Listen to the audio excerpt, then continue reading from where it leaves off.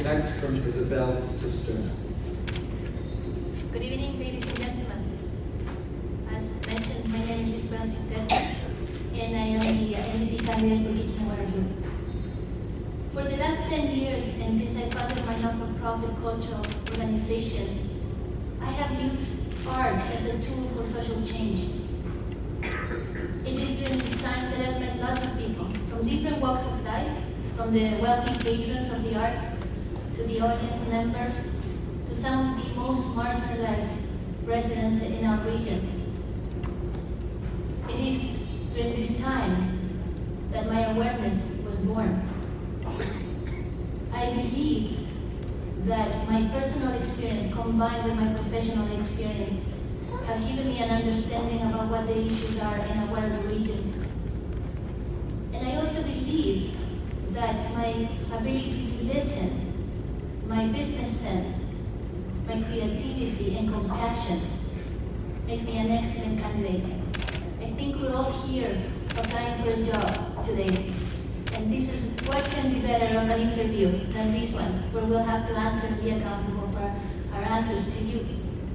So I'd like to thank you all for being here, and then I hope that I can bring some of my positive and energetic ideas to make something that will be beneficial to all of us. So let's put people first. Thank you. What we're looking at is shifting the way our funding is right now expended. For instance, we have $1 million a day consulting and lobbyist fees that are paid. With those $365 million, we could do so much. Put back some of the doctors in the front line and nurses that we're missing. We need to invest public dollars into our healthcare. And we also have to look at what is reducing debt going to do to our population. Bottom line, we can reduce debt in penalizing hardworking families. Poverty alone costs the province $7.2 billion. So we have to start thinking about how we're going to reduce this debt in a way that it doesn't penalize people. Thank you. He's suffering from leukemia right now and recently had to be brought to the hospital because he wasn't getting the care that he needed at home. He had pneumonia. The waiting for the ambulance, the not having enough ambulance is just part of the problem. It's waiting 12 hours at the emergency room that also adds insult to the injury. We have a problem right now when we have so many people waiting for home care, long-term care, waiting 10 to 12 hours in our emergency room and not having ambulances, and also on top of that having to pay for ambulance fees. So the NDP government will take care of that. We won't charge any more ambulance fees anymore, and we will reduce our waiting lines in half. Thank you.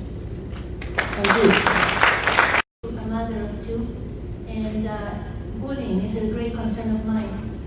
My daughter right now belongs to this Gay and Straight Alliance in her high school, and I'm not sure if you're familiar with it, but it's a place where it's safe for young people that are lesbian, gay, bisexual, transsexuals to come and form an alliance, so they are supported. We have to work with the school boards so that we can make it a zero tolerance policy in all the schools, no matter what you're bullied for, if it's your sexual orientation, the color, the race. Bottom line, we have to keep our children safe. Thank you. In terms of the job creation and what we're going to do to shift that change in manufacturing jobs lost, we are going to reduce the taxes to 4%. We're also going to be offering rebates to companies that want to create jobs. And so anything that goes with capital investments, training, they will get 20% back of those salaries to up to $5,000 per year per person. And when it comes to revamping those buildings that have been abandoned, we are prepared to talk with municipalities to be able to work with developers to revamp old buildings in brownfields. Thank you. Thank you. Elizabeth.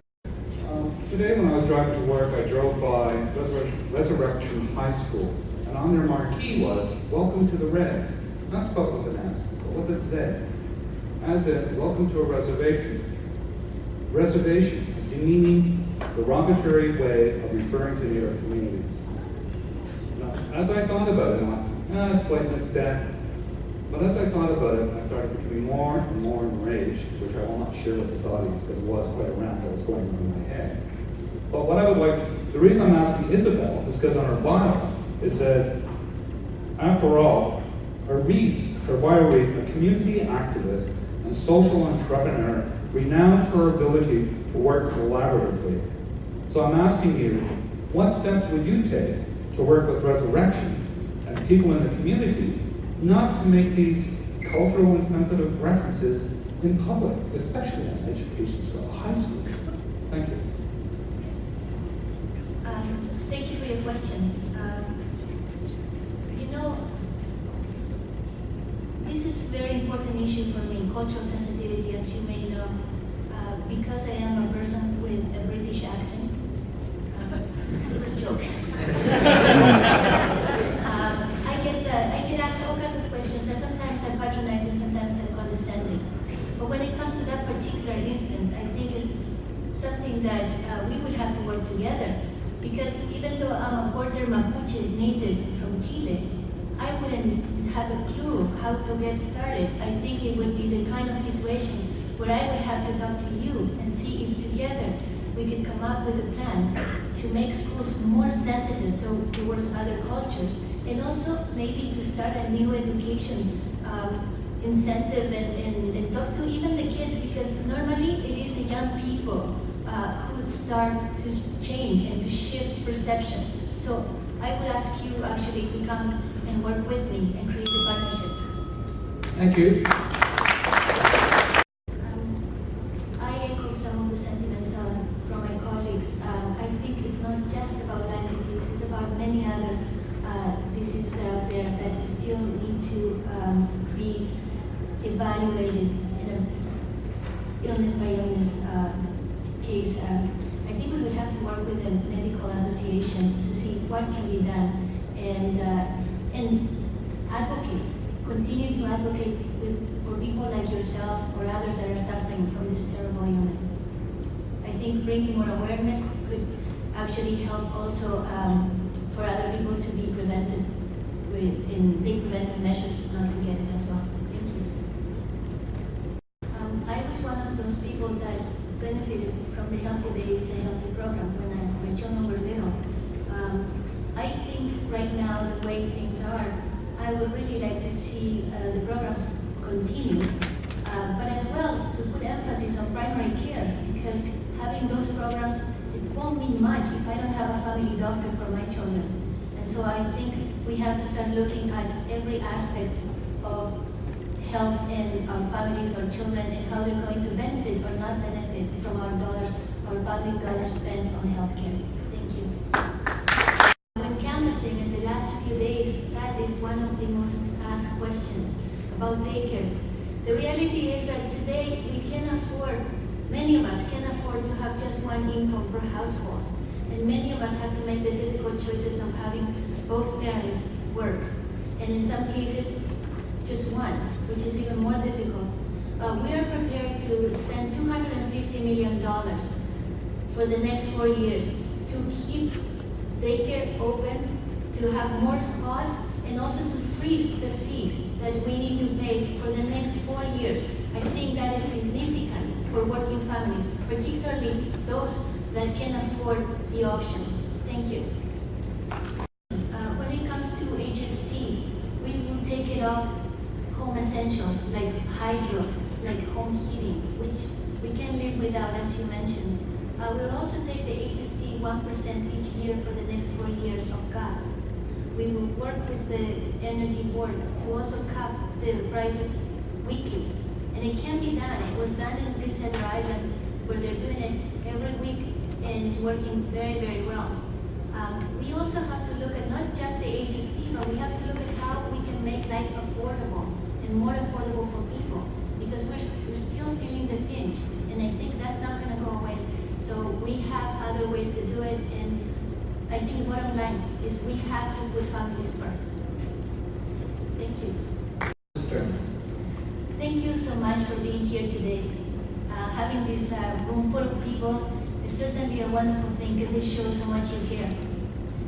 I am very grateful to have been here and to have been part of this debate. Not only because I can show you who I am, why I'm here, and what I'm trying to accomplish, but also because I can tell you about my party and my party's vision and my own personal mission. I do have, like everybody else, our own goals, and some of my goals is to work with municipalities so that we can match dollar by dollar the cost of transport system, go back to providing the funds for social services, and also to work very hard to expedite the credentials of foreign trained health professionals so that we can have the primary care that people need and deserve, so that we can get people out of the emergency rooms and we can get them receiving the care that they need. I'm very excited to be an NDP candidate because I know that my party cares about people. We like to put people first. We like to work for families. We need to work to create the healthcare that works for everyone. So on October 6th, please vote for me because I think I am the right candidate for the job. I also think that I will listen to you, I will respond, and I will take action. So thank you very much.